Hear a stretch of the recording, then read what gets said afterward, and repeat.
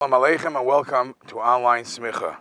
One of the complex and difficult halachas that we learn in Hilchos Shabbos is the Dinei Refuah b'Shabbos. And it has to be broken down between a chayla sheyesh b'sakana, danger, where there's issues of pikuach nefesh, and then there is in danger, there is the natural danger, like childbirth.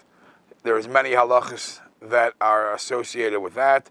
And then there is the chayla she'ein b'sakana, that there is no life-threatening danger, but the person is sick. And you have to know clear-cut what category the person's Rahman al sickness is, to know which halacha will apply in Hilchos Shabbos. Obviously, concerning a pekuach nefesh, it says specifically mitzvah begadol. No questions asked. Don't play around with a person's life. And the greater you are, the greater is a mitzvah to show that you have to be machalo Shabbos to help somebody survive. But when it's a ein b'sakana, we have many issues in halacha, Hilchos Shabbos, that certain matters of refuah are not allowed to be done. Why? What's the problem with refuah on Shabbos?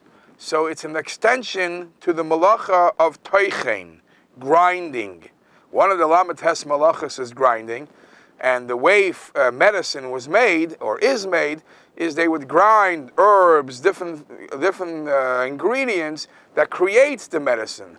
Now, if somebody is, God forbid, sick, even if it's an ein b'sakana, and he's prescribed a certain medicine, the next thing happens is somebody goes and makes that medicine. Making that medicine is a isser of toichen. Today's days where nobody's making it today, it's still the same gzeira applies, and we are not allowed to take refuah. If it's a chayla she'ein b'sakana, we stay away from refuah b'Shabbos. Now, that is the opening general overview. When is it permitted? What's not permitted in Shabbos? Obviously, there are so many details. How about a gray area? The gray area is something which is not done for refuah, but it seems to be like refuah. Now, by the way, in this category, exercise is mentioned in Shulchan Aruch as part of the Hilchos Refuah b'Shabbos, if you're doing it for exercise. And so many other, a massage, anything like that. It depends what the purpose of why it's being done.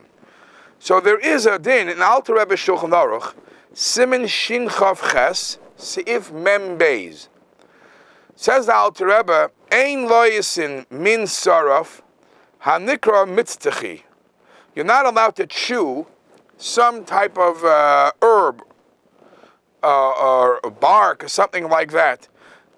You're not allowed to chew it on Shabbos. And you're not allowed to smear on your teeth some sam, if your intention of why you're doing it is bizman shemeskavein l'refuah. If you're doing it for a healing process, mentioned before, refuah in a case of ein b'sakana is prohibited b'Shabbos.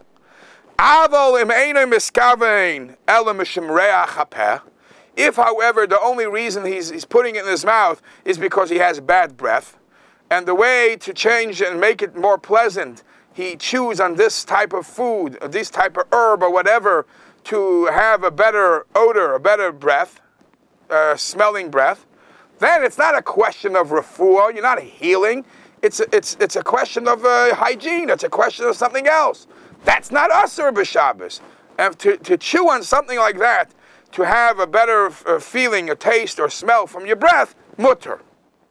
So that's one question. So it's giving us a light, that's one din, where it's giving us, shedding some light, that it's specifically, the gzeira is on refuah. Further, at the end of the next sif, the Alter Rebbe brings another example. The Alter Rebbe brings, ha'oichel srafim metukim, somebody who eats a sweet item, specific sweet item, and he gobbles and he drinks down a raw egg. Why would a person do that? Kidei lahanim hakoil. We all know that chazanim, one of the tricks they do to have a sweet voice, the voice clear, is they drink a raw egg. Would a person be able to, would a chazan, would he be able to do that on Shabbos? Is that a form of refuah? Or it's not refuah, it's just for clearing his voice. Says the Alter Rebbe, mutter, you're allowed to. If his intention is for refuah, for healing, now anything which is in the umbrella of refuah, and it's a chayla she'ein bei sakana, is aser. Afal pi shehu bari gamor ve'ein lo shum michush. Even if this person is 100% healthy, he has no headaches, he has nothing, no pain, and he's just taking it for precaution, for extra care, which might shed some light on vitamins or anything like that. The person is perfectly healthy right now, but he's doing it, if he's doing it for future refuah, or just to stay healthy, the second it's categorized in the ballpark of refuah, it's a question. If it's categorized for other purpose, like in this case, I want to have a clear voice, it's mutter. Now, where does this trickle down to another discussion? It trickles down into a discussion that we have in today's poskim if you're allowed to take sleeping pills. Somebody's laying in bed on Friday night, or Shabbos by day, Shina b'Shabbos Tainug, he really wants to sleep, and it's a schlaft sich nicht. And he wants to sleep. May he or she take a sleeping pill. Now what's the purpose he's taking the sleeping pill? Is he taking it for refuah, or he never wants to sleep?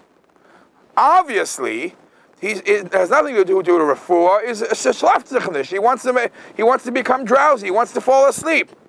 So Taka, Reb Shlomo Zalman Auerbach in Shmir Shabbos Kilchasa brings, and the Ktsois HaShulchan Reb Chaim Paskin, just like these examples Alter Rebbe mentioned, if it's not done for refuah, you're allowed to, or a sleeping pill on Shabbos, you're allowed to take.